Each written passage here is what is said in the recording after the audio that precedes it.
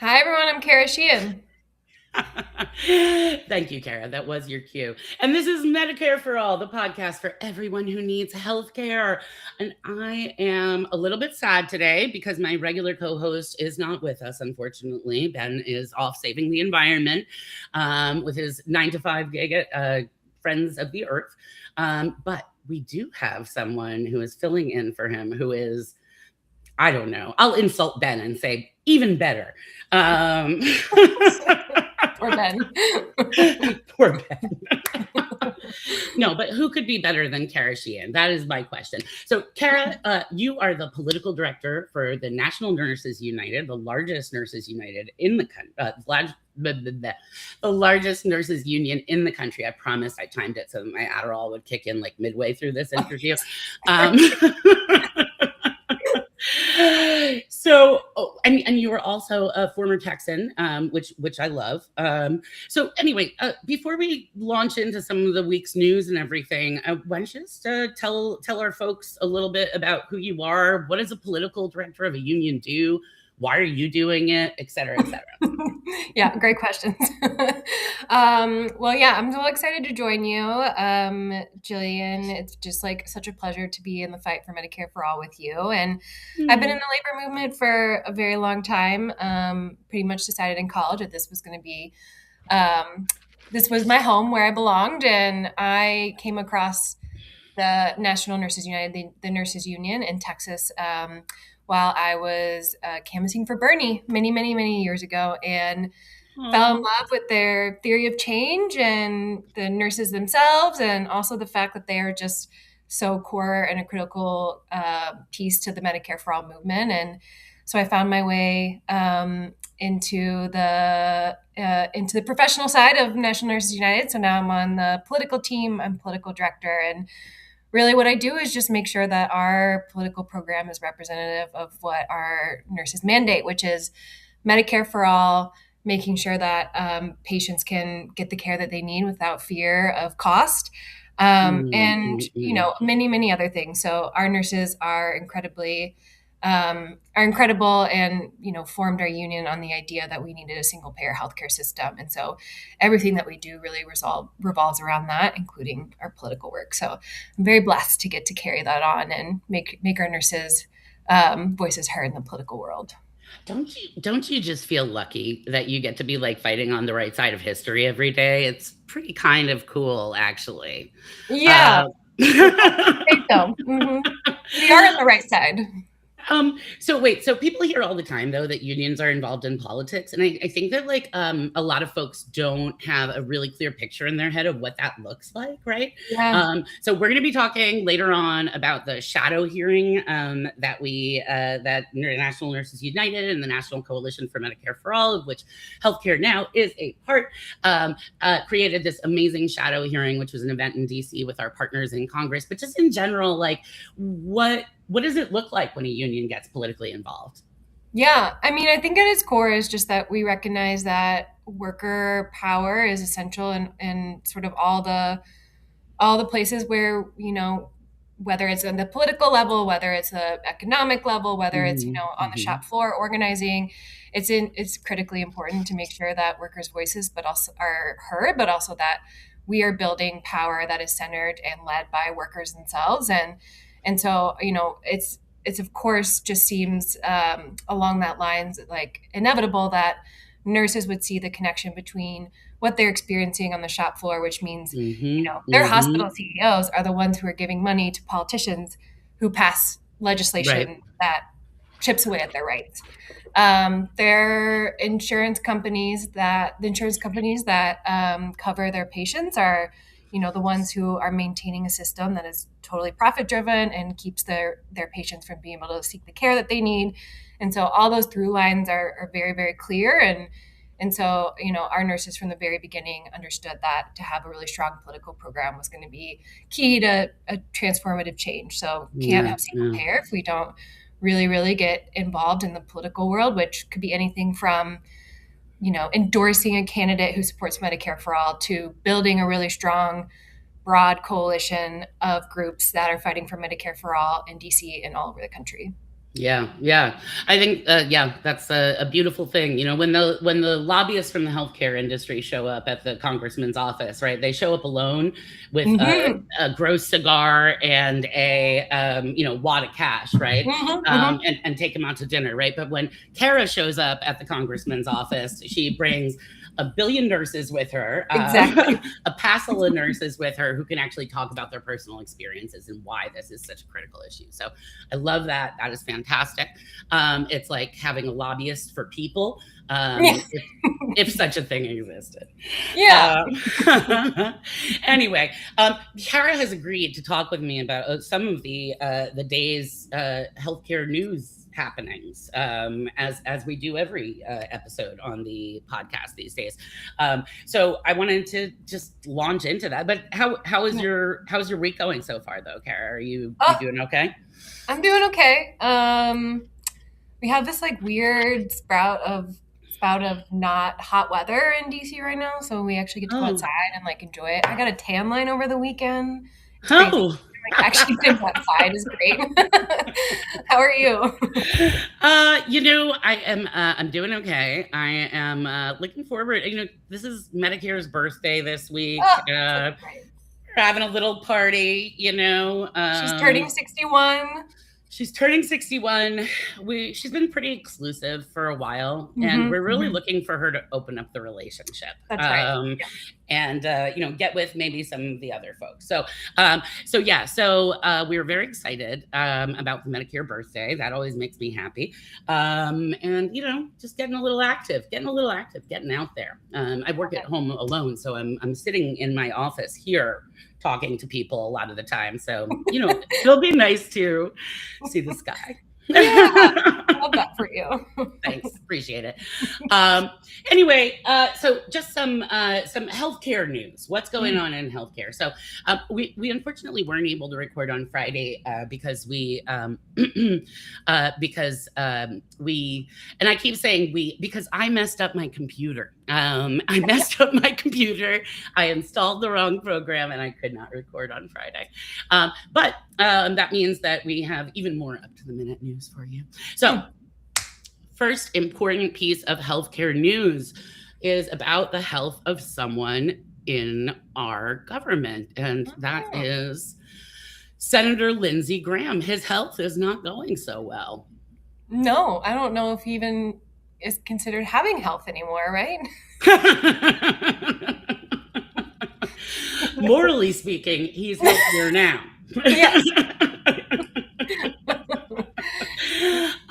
So Lindsey Graham is dead. I just actually wanted an opportunity to just say that on the air. I haven't really got to say that either. Lindsey Graham is dead. Lindsey Graham is dead. He's dead. All right, everyone together. 1, 2, 3. Lindsey Graham is dead. Is dead. For those of you who aren't familiar with Lindsey Graham, where have you been?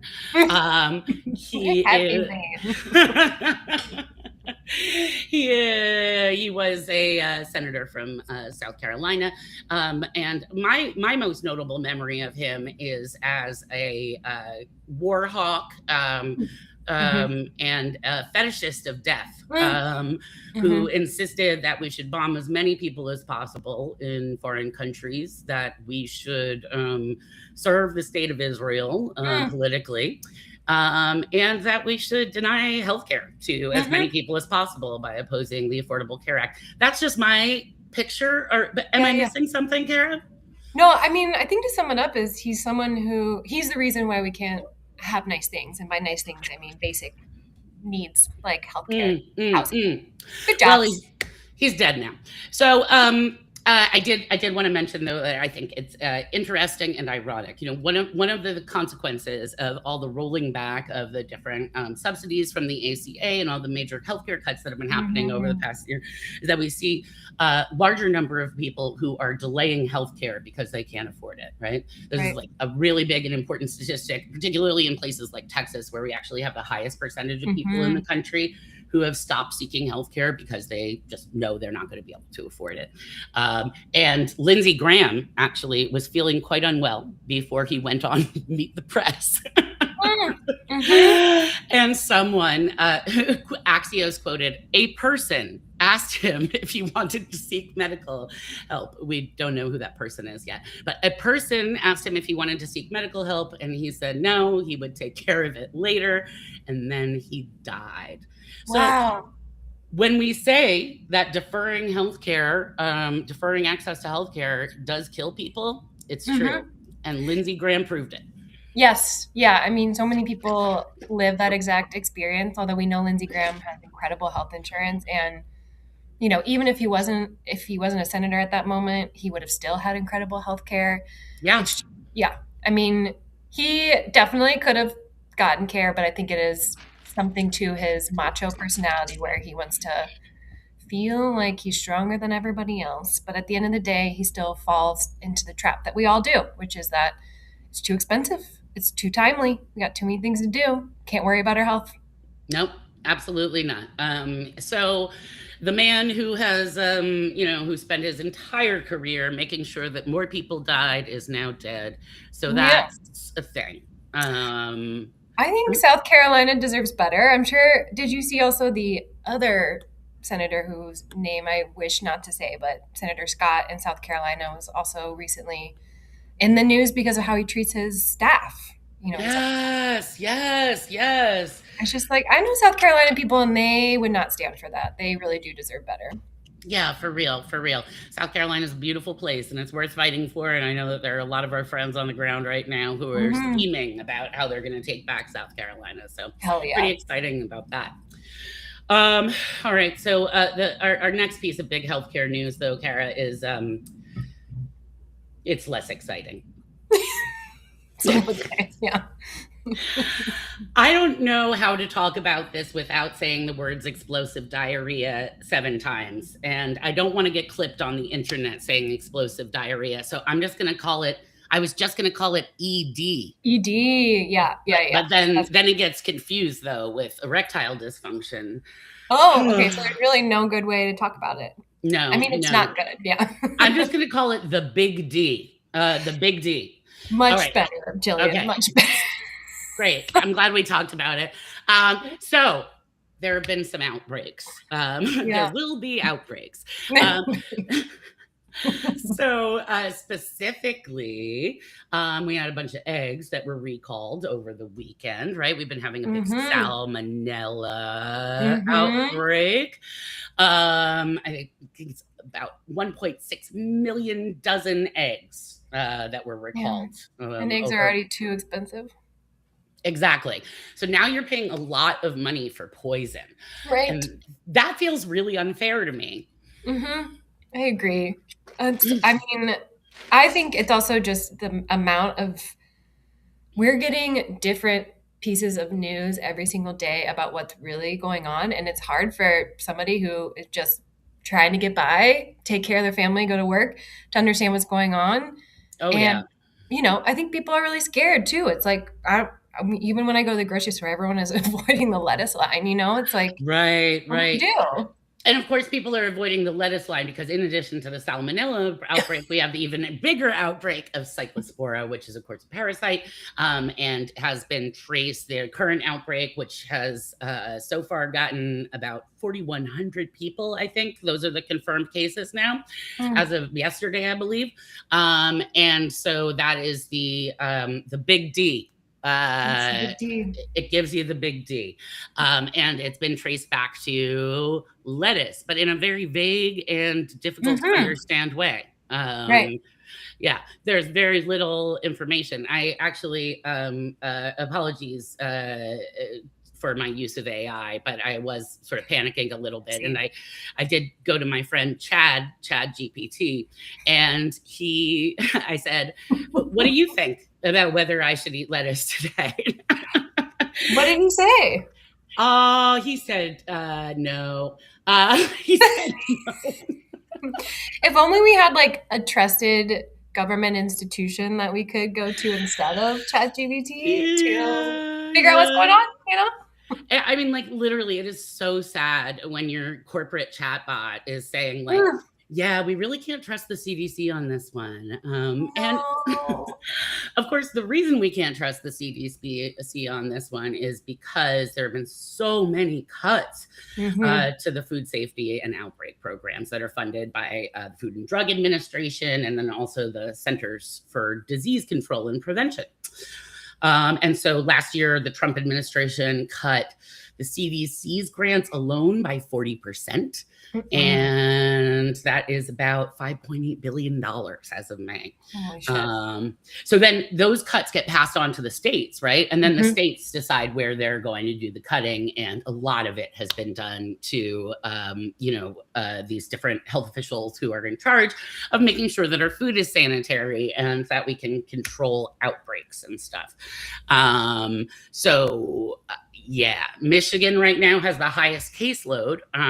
But you will note that one of the reasons why is because they successfully fought off their grant cuts in court.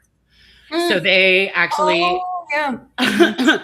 so one of the things that's going on here is that we're seeing higher reporting in states where they actually have preserved some of their health safety system. So Fascinating. you might like see that and be like, oh, it must be terrible to be in Michigan right now. But the fact is that they're getting higher reporting, whereas there's so many people here in Texas or in, Maryland or, anywhere else in the world, right, who are being, basically shortchanged and who are having this illness and not necessarily even getting tested for it. Of course, also the big D comes along with a lot of shame as well. So Of there are many course. people who have a little trouble, talking to the doctor about it. They'd rather just Yes. suffer alone than go into the doctor and say, hey, man, I've got the big D. Um, You just don't so admit that. all of this, Kara, just reminds me so much of like my contact tracing days. Yeah. During the pandemic, I was a contact tracer for the state of Massachusetts, and they did a really amazing partnership with Partners in Health. So the Public Health Department in Massachusetts and Partners in Health created a contact tracing collaborative where we were actually calling people, and I think that we were one of the only states in the country that was doing this. We were calling people and we were not just telling them that they had COVID, but and what to do about it. But Right. we were also actually interviewing them and doing deep interviews about what they had been doing the 2 weeks before they got sick and anyone they may have come in contact with, and then notifying those people, right? So it was a really robust program. Mhm. But the fact is that most states didn't even have that during the pandemic, and now that we're in quote unquote non-emergency times, kind of no one has that anymore. Anyway, it gave me like this kind of insight into the way that information flows during Yeah. outbreaks that I think is really interesting. You have to make sure that your local services are funded so that they can actually Mm. report this information to the federal government and then get the resources they need to treat it. So I Yeah. don't know. Yeah. We need support and funding at all levels of government. I think we had really figured out some strategic and powerful ways to respond during COVID. And even, I was in Texas at that time, and Mm. a lot of county governments, stepped in when the state refused to in some instances. As we know, Governor Abbott was our governor at the time. Yep. And we're able to really put together some robust programs and also just get out ahead of, long-term health complications around COVID. And so it is, I think about in this moment where we're getting alerts every day about whether it's the big D or whether it's Ebola outbreaks in Africa, whether it's, all of these sort of Measles. Yeah. measles. Oh my God. Yeah. I mean, it's Mm. like, I think people didn't expect, I think it was safe to just kind of think like, okay, we can cut this and like, it can't be that bad.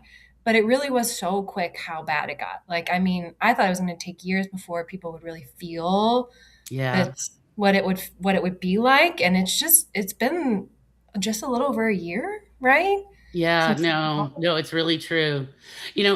When I was a kid, my parents weren't big healthcare seekers, right? Mhm. And so they were, kind of, what doesn't kill you makes you stronger. Tough it out, Yep. whatever. Your body will do whatever to itself. I don't even know if the theory was that complicated. Just don't go to the doctor. And when I was about to head off to college, I started. I had this like terrible, what I thought was a terrible cold. It developed, and I was having these like crazy fever dreams all day, and my throat was swollen. Eventually, we went to the doctor and found out that I had scarlet fever, which What? which is what your strep throat can develop into if you don't get Oh my treatment. god. And like Wow. Okay. I had only heard of scarlet fever from like Little House on the Prairie, right? Correct. Like Yeah. Oregon so Trail. I guess like it just sort of it solidified in my mind pretty early on in my life that if you don't get healthcare, you're in the 19th century tomorrow. Yes. You Yeah. know? Yeah. And we went back so fast. I mean, I'm So just, fast. The yeah. measles. Oh my God. That was Yeah. gone. Yeah. That took decades to get to where we were, which was still, we're continuing to build on the legacy of vaccine outreach and making sure that everyone had access to it. And then it just got cut. And instantly, almost instantly, we just Yeah. went back so far. It wasn't Yeah. even just cuts, of course. I mean, we have people in really important positions spreading lies about what the power of vaccines and Yeah. just Yeah. public health in general, and really creating this idea that it's just about us, which I think is the hardest part and the most, but also the most beautiful part about Medicare for All, is really shifting people's ideals about this is not I see. a Yeah. singular, it's not just about you, it's about the community that you live in, and it's about making sure that we are working together to be healthy and able to participate in society. And it's just, Yeah, I yeah. see what you're saying, right? It's like it's not about you and what foods you choose to feed Mhm. your children. It's not about whether or not you choose to vaccinate your kids. It's about Right. a huge system, right, that's designed to fuck you over every turn. Right. Yes. But you should vaccinate your children, of course. Yeah. Oh, right. Yeah. Yeah. Yeah. No, we're very, very pro vaccine here. Not the least of which because I am pretty immunocompromised and Right. I don't want your kid to get me sick. So do Yeah. that. I mean, it's kind of scary to like be in big public spaces now. I'm like, when am I going to get sick? I don't know. Yeah. Can we get the measles? I don't know. I don't think so. I think we've These are all been questions. Yeah. vaccinated. Yeah, we come from the before times. Um, Speaking of big evil systems that are designed to oppress us, I don't even know if we were, but I'm talking to you, Kara, so I'm assuming we were talking about big evil systems that are trying That's to right. oppress us. I couldn't have someone from a nurses union on without giving a shout out to my friends at the Mass Nurses Association, who I got to work with for many, many years. And Love it. they just had the largest nurses strike in Massachusetts history. It was about 4,500 nurses, and they did a one-day strike at Brigham and Women's Hospital in Boston. And they killed it. They did a really, really amazing job of standing strong, and they are fucking heroes because they've been fighting back on staffing issues, compensation, workplace conditions, and really, I think one of the things that I always appreciate about nurses unions in general is the fact that when nurses unions go on strike, they're never going on strike just for nurses. It's That's always right. because nurse working conditions are patient care conditions, right? Yeah. Absolutely. Yeah. And it really is, in moments when nurses go on strike, it's so telling. I mean, we know this, you and I know this, how critical nurses are to just the functionality of the hospital itself, the ability for patients to receive timely care. I mean, they're just, without them, we wouldn't be able to really access, go into the hospital without a nurse, and what happens, it's really just putting us in to like critically think about how important nurses are to receiving care day to day and to making sure the hospital functions. And I also think every time nurses go on strike, it becomes so clear on why the core issues that they're fighting for in their contract are what they're fighting for, right? It's like, Yeah. oh, staffing levels are at a critical level to the point where we're forcing nurses to take on a dangerous amount of patients at once. But you go on strike, and it's like there is not there already is not enough staff, and then now we're at levels that are at Yeah. critical. So it's really sending a message to hospital management.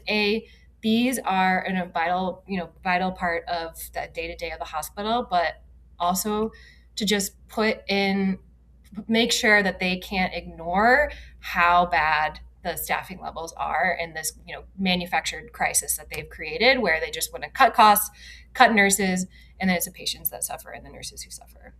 Absolutely, right. And there have been all of these studies that have been done, by the way. This isn't just, a bunch of union people, spouting a bunch of communist worker garbage. There have been so many studies that have been done by public health professionals that have demonstrated that there is a cap on the number of nurses, the number of patients, right, that one healthcare provider can successfully cared for, right?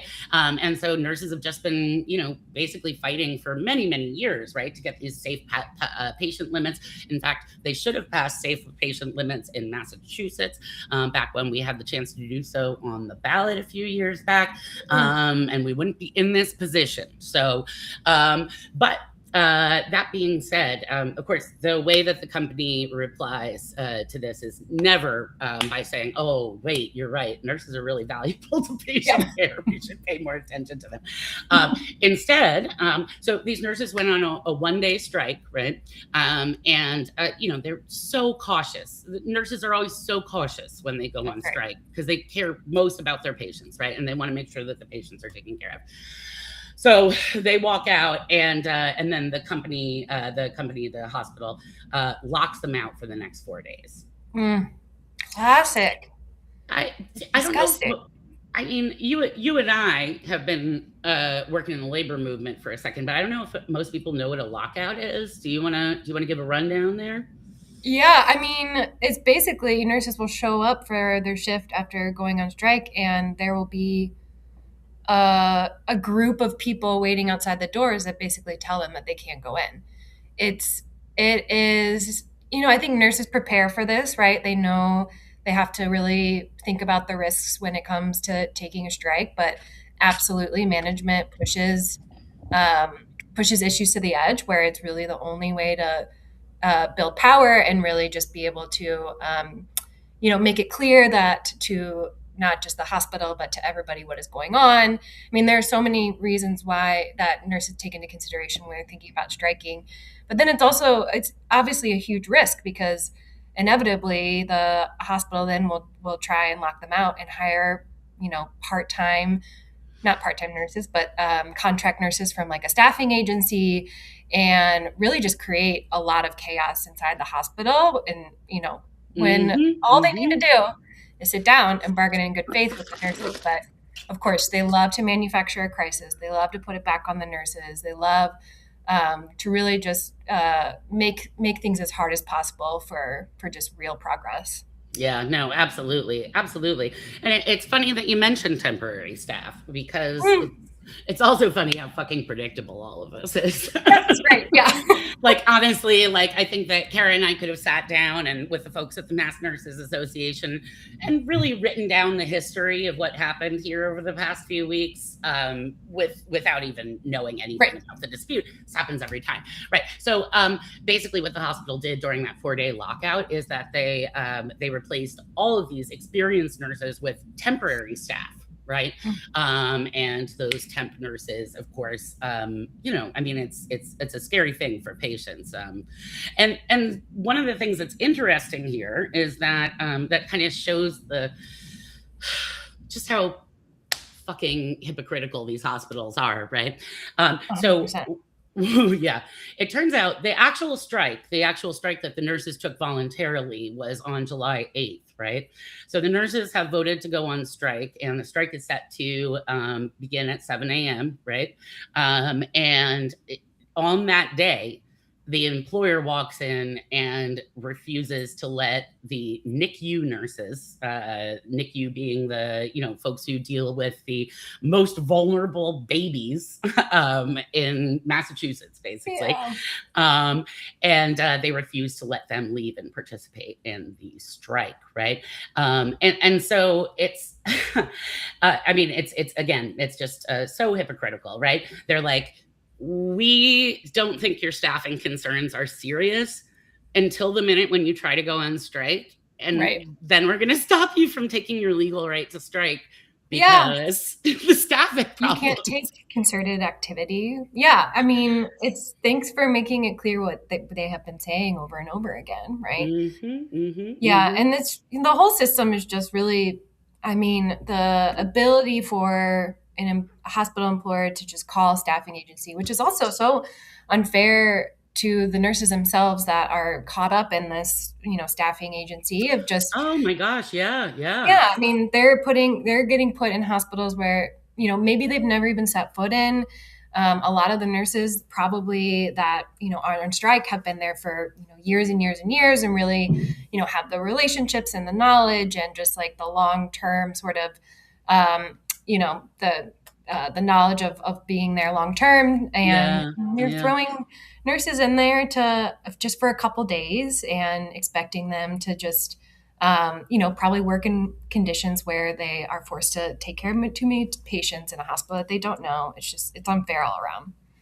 Yeah, it is. It absolutely is. I do know that one of my good friends in the labor movement, though, she actually ended up getting involved with the labor movement because she was actually hired as a temp, not as a nurse, but a tech. Wow. And so she was hired as temp hospital staff during a strike, and she got there the day of, and she was like, "Wait, I'm a fucking scab." Right? I don't tell you. They don't tell you. Right. So these what a radicalizing moment, though. certainly was. Now she's organized thousands of workers. I bet they wish they hadn't hired her as a temp. It is. Nurses' strikes are crazy. Terrible that nurses have to go on strike. But when they do choose to go on strike, they always do it in such a responsible and thoughtful way. Yes. And so I think that, it's really important to look to the nurses always, right? When we're thinking about like what's at the moral core of our political system and of our healthcare system. 100%. And those moments when nurses are taking action like that are so good for, people like us, the people that listen to your podcast. So just like, I mean, if it's in your hometown, you should absolutely go join the picket line and talk to nurses. Yes. Follow along their social media. I mean, the thing is like hospital executives will be able to have a lot of control over the narrative and sort of like the media space, of course, like, and sort of like spew their own story about what's happening to maintain control and make sure they don't have to spend any more money. They don't want to sit down at the bargaining table, but at the end of the day, we have the real opportunity to go out on the picket line and talk to nurses to, hear firsthand those accounts and really understand what's going on. And I think the more that we can do that and make sure that the boss doesn't win in the narrative or, at the bargaining table. Yeah. Absolutely. So, I mean, obviously, one of the places that we're fighting is in the workplace, right? That's super critical. And we love the fact that the nurses on the ground are keeping that up. But another thing that we're doing, and specifically that you're doing, I'm just going to keep saying we and take a lot of credit. Yeah. It's all of us. Yeah. It's all of us. It's all of us together. Basically, we want to talk. One of the reasons that you came on the show today is because we want to talk a little bit about the shadow hearing that we had in Washington last week. So many of you might not know what a shadow hearing is. So I want to kind of just talk about it a little bit. So basically, like when the U.S. Congress wants to get together, they don't actually just check like the shared Google calendar for a time when nobody's using the House floor. So scheduling when or if a bill will ever get discussed or voted on is entirely up to the majority party. Of course, that's the Republicans right now. So these days, it basically means that if you're a lawmaker and you're outside of the MAGAverse, right, you can't do some pretty basic parts of your job, like holding hearings and literally just talking about important legislation, right?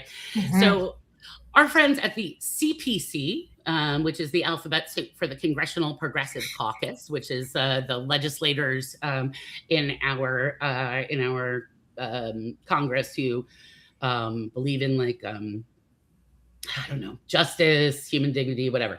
Right. Yeah.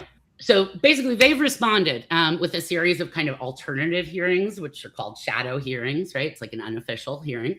And they're doing them on topics like healthcare, for example, like, just in general, like life or death stuff that Republicans just never seem to get around to talking about. And so Medicare for All actually got its turn in the shadows on July 22nd with a hearing that was hosted by Representatives Pramila Jayapal and Debbie Dingell. Much love to those ladies. So today we're going to get the report back from Kara on the hearing. Pretty exciting. So exciting.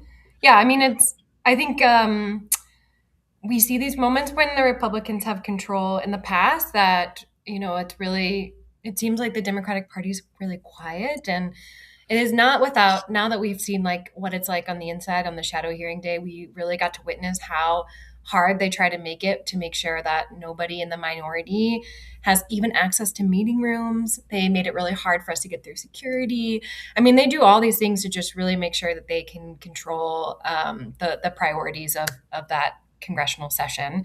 But kudos to Pramila Jayapal and Debbie Dingell and the CPC chair, Greg Casar, for really making sure that, despite all the obstacles in the way that we would hold space for this critical issue, which is Medicare for All. And I will say, I mean, we're watching right now the Democratic Party and, anybody running for office, anybody in office right now, talk about what they're going to do to fix healthcare, right? Yeah. And it is a lot of conversation about trying to undo what the Trump administration has done, which we understand that he really bulldozed a lot of really important healthcare infrastructure. Like, that is critically important. But I think most people in the United States would say going back to what we have is not going to work for us. It never did. And so I think the CPC is doing a really great job of using these sorts of spaces to remind people that there is actually a proposal out there that millions and millions of people are behind, that would actually create a system that would benefit the patients who need care and the people providing care, our nurses and, healthcare providers. And that's Medicare for All.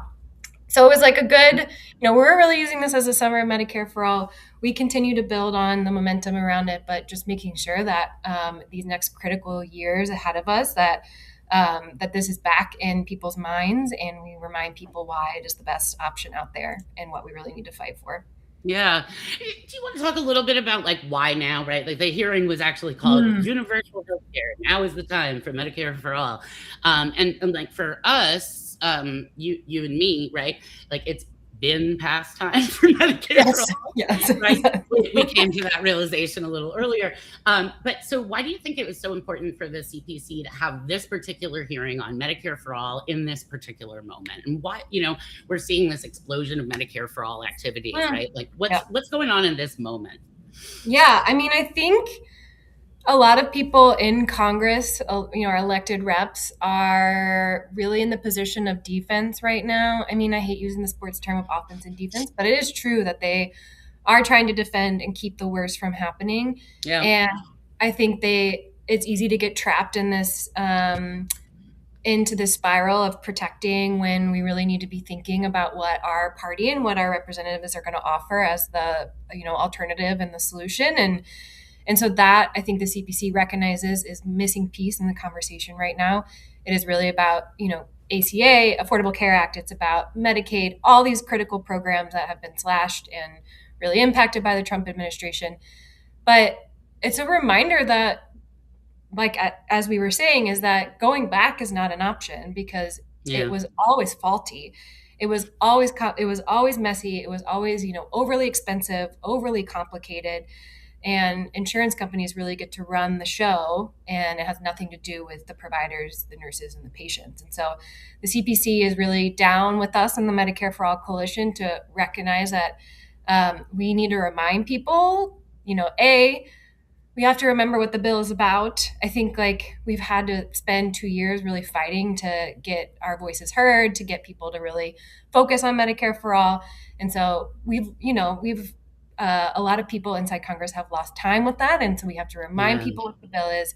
We have to remind people why it's a critical priority and also that it's winnable. I mean, I think this is what we run into all the time, right? Is people that keep telling us it's not possible, that this is not the moment. And rightly so, it was titled that this is the moment, because why would we fight for anything else right now? I mean, why would we fight for a system that has failed us so much, that doesn't work? We know it doesn't work. Everyone, I think, could admit that it doesn't work, right?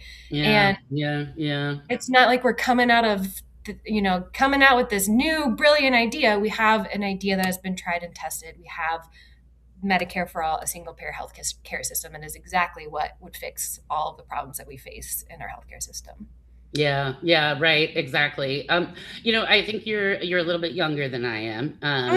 Interesting. Tiny bit. But like I just like I keep remembering like what it was like because I got involved during the ACA fight, right? So Yep. the Tea Party and the town halls and the whole Yeah. bit. I was there. But I can just remember at the time, that I learned a lot about healthcare policy, and I learned that obviously that single payer was the solution, right? That Medicare for all, we didn't even call it Medicare for all back in the day.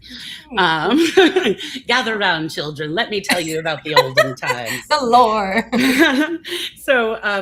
So I had this understanding that Medicare for all was the solution, and it was so quickly abandoned in the process. But I was pretty politically naive at the time, and so people told me, if you fight for the ACA now, that can be the pathway to Medicare for all later, right? Yeah, pathway. Now, do I regret fighting for the ACA? No, I do not. Right. It's awesome, right? I mean, people like Kara, who are like 23 years old, I wish. still on their parents' insurance. Kara's a little older than 23.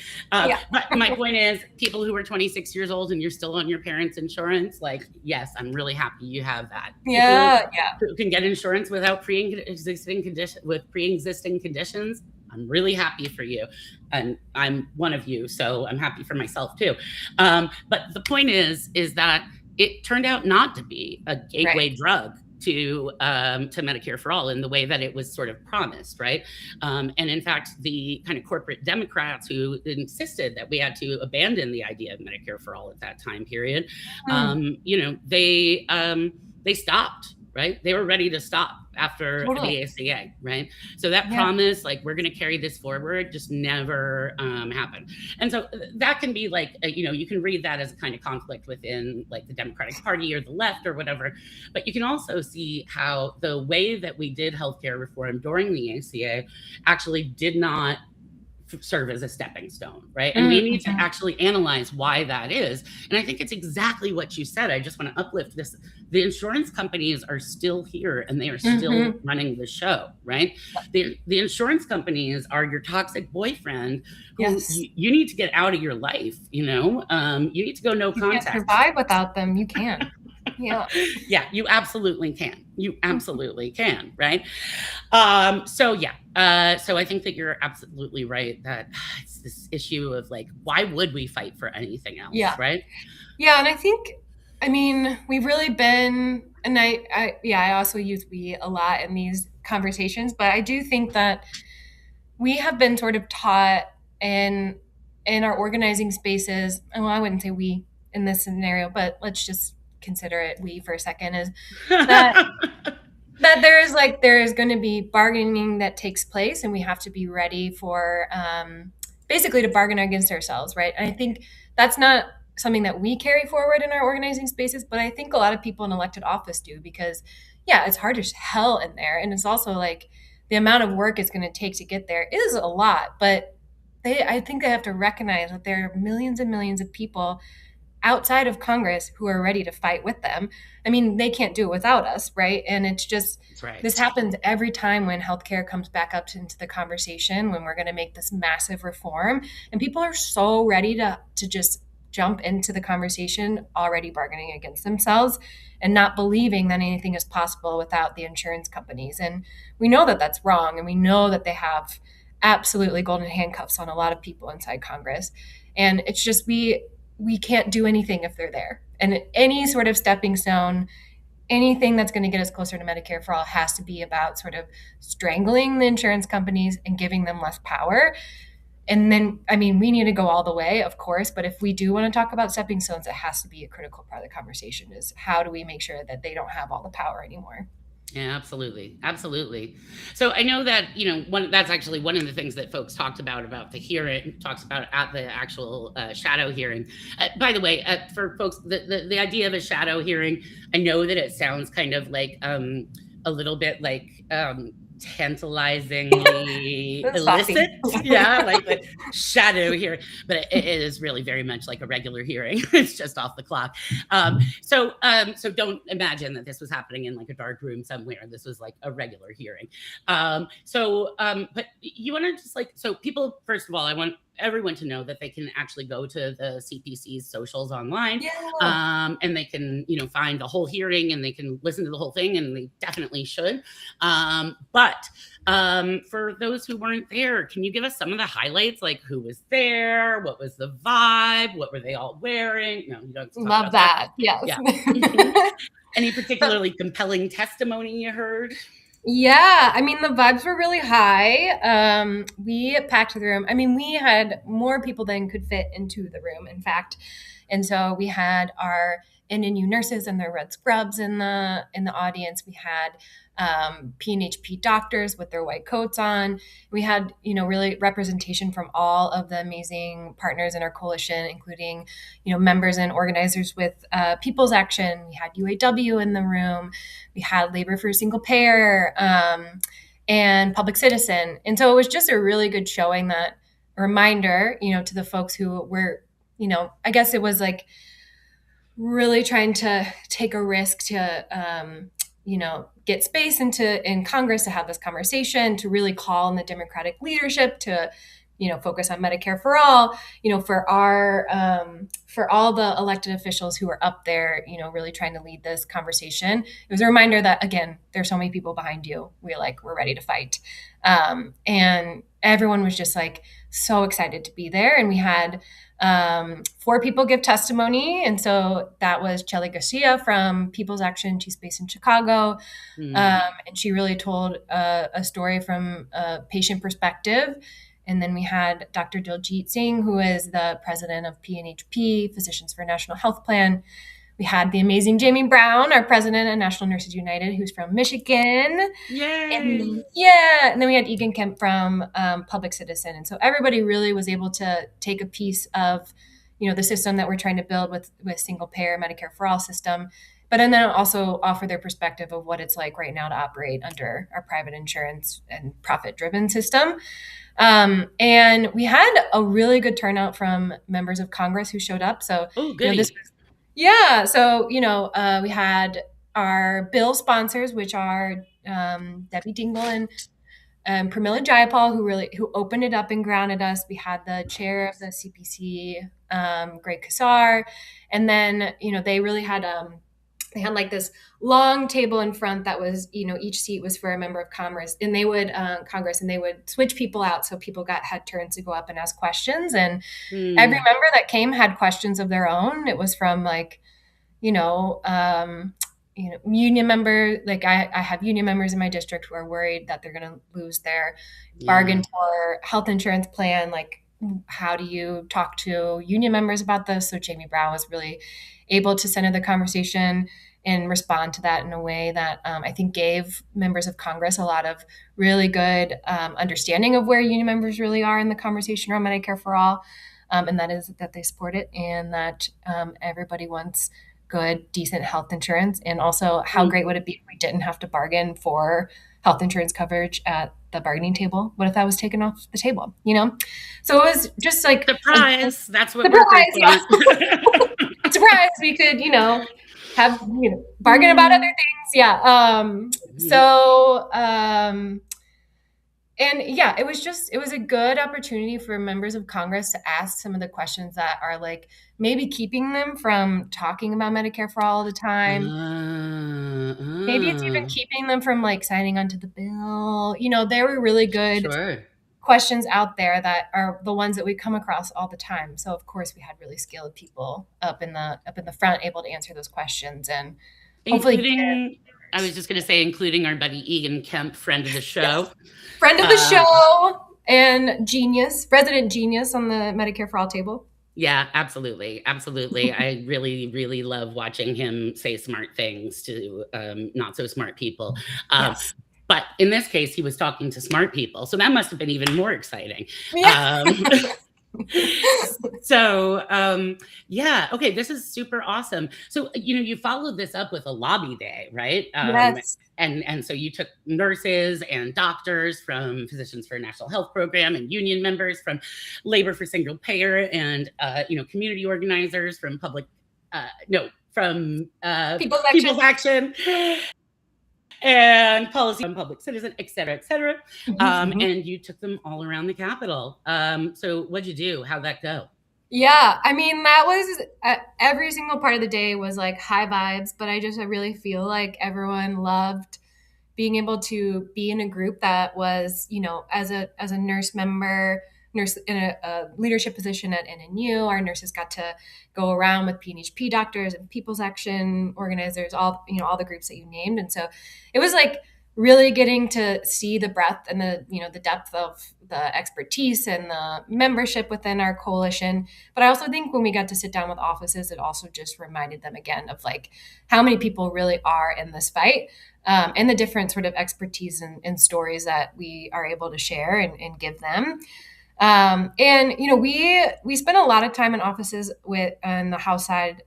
So these were Democratic members who are not on the bill, who do run with a Mm-hmm. And I mean, all the conversations were really, really fruitful and gave us an idea of, what some of the sticking points were, what it would take to move them. And so I just feel like it was really empowering to know that like, we're offering up, we're coming into them as like a trusted source and people with really important expertise, but they're also giving us information to help, strengthen our fight and our efforts to move these people to get them on the bill.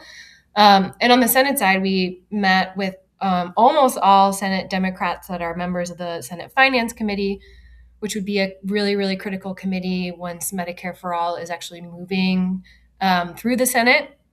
And the ranking member is Wyden from Washington.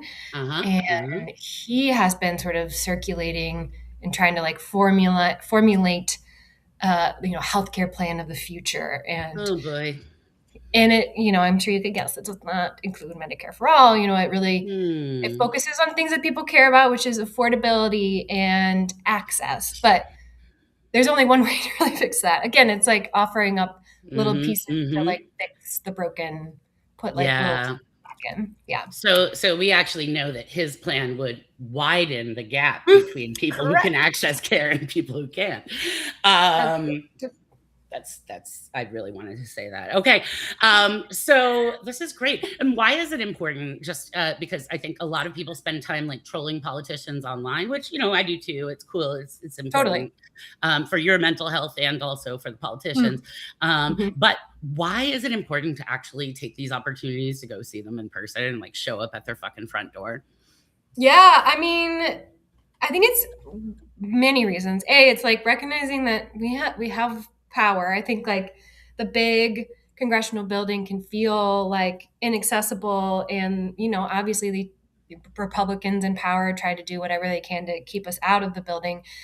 But if you call your office and you say, "Hey, I'm coming to DC with a big group of people that are in the Medicare for All coalition, and we want to sit down with the representative," you're probably actually going to get a meeting with the representative himself. Like I think that there is Mm-hmm. at least some sort of understanding that people that live in your district, you have to respond to, and that gives you sort of an entry point to like but if we aren't in there moving them, who is in their ear, right? So it Right. could be that if that day they got a visit from a health insurance CEO, like a lobbyist for a health insurance company, and all these people are in their ear.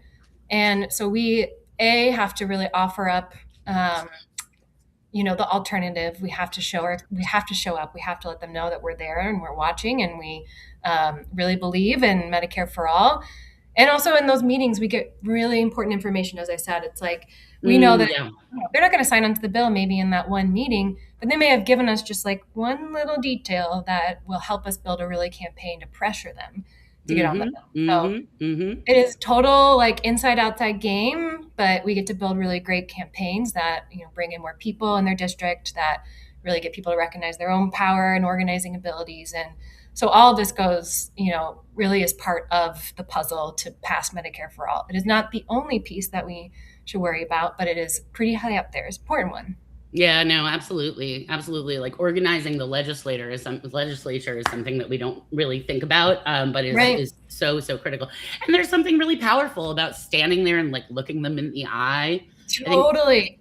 Like one of my favorite lobby day experiences was we were fighting these anti-immigrant amendments to the Massachusetts state budget. And, the campaign wasn't going anywhere. So these undocumented immigrant students decided to do a sit-in outside of the State House. And so we camped. They camped outside of the State House. I joined for quite a bit of it. I just really enjoy sleeping outside on the ground. But anyway, so these undocumented students led this campaign. And one of the things that we did was we brought in a bunch of faith leaders, and we went and lobbied with undocumented students, faith leaders, and community members. And we went to each congressperson's office and we asked them to pray with us for justice for migrants. Wow. Whoa. Give me like one reaction. Well, I'll tell you, there was only one person who refused to do it and said, that's your thing. And like, oh no, that's your thing. That's for you. And I was like, oh, so migrant justice and moral center to our politics is for us and not for you. People, it's not for you. But every single other person saying the quiet part out loud. Exactly. So the people who were conservative enough that they didn't want, undocumented immigrants to get healthcare, which is, of course, it always comes back to healthcare. They were also too conservative to refuse a priest who said, "Hey, let's pray together." So, yeah. Anyway, my point is that staring them in the face, looking them in the face while saying, your point, it makes a big difference. We need to get in front of these folks whenever we can. Totally. There's nothing more exciting than asking your representative face to face, why don't you support Medicare for all? And then just being really quiet and making them answer that. I love the silence after the question. It's so good. Delicious. I know I'm taking up way too much of your time today, Kara. So I do want to wrap up in a second, but I just wanted to give a sec really, really quick. We are recording this live right now and it's going out over our socials. We got some comments are popping off in YouTube. Whoever, by the way, typed in BBW into the comments, I'm going to assume that one's for me. Big, beautiful woman. That's like the old timey, personal ad slang, like in search of BBW, whatever. Anyway, I just wanted to say, Rob J568, I see you and I feel seen. I'm sorry. Sorry, Kara. I was assuming that one was for me. So yes. So we're going live today. This is where I was at. We're going live today. And so for those who are listening live right now, they still have an opportunity to join us for that Medicare birthday party that I was talking about. Oh my God, that's right. So some of you are going to be listening to this once we actually put it out on the podcast platforms. And I'm sorry you might have missed this event. But for now, for those who are actually on the, who are listening, why, Kara, do you want to talk a little bit about the deal with these Medicare birthday parties? Oh my gosh, yes. Well, this is just another piece of our summer of Medicare for All. And as we know, our movement has to include joy and celebration. And our girl Medicare is turning 61. We'd mentioned her at the beginning. And so Lyndon B. Johnson signed Medicare into law in 1965. Every year, I think the Medicare for All movement really takes this as a moment to remember what it took to get to that point, which, in 1965, it was super radical to really push for a program that would guarantee health for seniors. It was so radical. And a lot of the talking points and pushback from private insurance companies, from their supporters, the people that they support in Congress, are very similar to what we hear today. And so it's a reminder of the movement that it took to get to that point. We can take a moment on Medicare's birthday tomorrow to really look back and look at some of the stories, look at who was really leading that moment, remembering how big and broad the movement was, and really take that spirit with us into this fight for Medicare for All, because we're really building off of that legacy, and we're ensuring that Medicare is strengthened, expanded, and covers everybody, young and old. And this will be a really fun opportunity to join grassroots-led birthday celebration. So there's a map. Jillian, you probably have it, but we could drop it in the chat. Yeah. I can make sure it goes in the show notes for sure. Okay, great.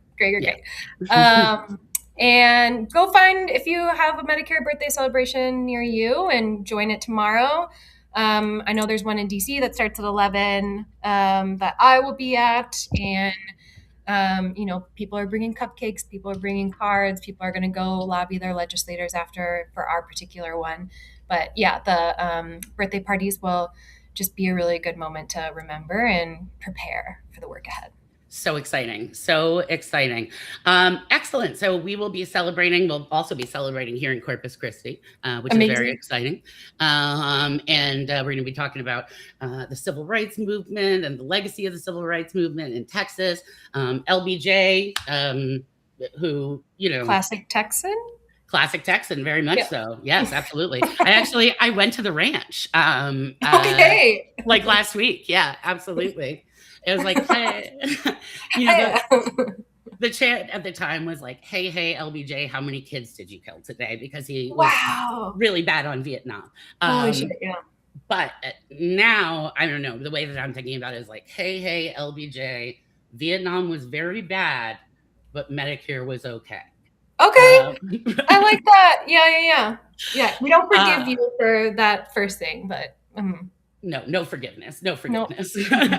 But anyway, this is very exciting. We're going to be, like I said, we're going to be talking about it in Corpus Christi. Folks are going to be talking about it around the country. We'll drop the link wherever we can. And pretty exciting. Thank you so much for being here, Kara. This has been such a lovely time. Yeah, thanks for having me. You're really giving Ben a run for his money. Tag me in whenever you need to. I love that. I absolutely love that. All right. So before we leave, I want to thank our podcast team, especially our audio editor, Craig Stanton. And also, I would like to remind you all that you should like, subscribe, comment, and share with your friends. And this podcast is a project of the Healthcare Now Education Fund. You can support the pod by going to www.healthcare-now.org and click on the donate tab to send us some love. I say the same thing every episode and I stumble every time. So please come back next time to hear me, fuck things up some more. All right, folks. Thank you so much to Kara. Everybody, stay safe, stay dangerous, avoid lettuce. We will talk to you very soon. Thank you.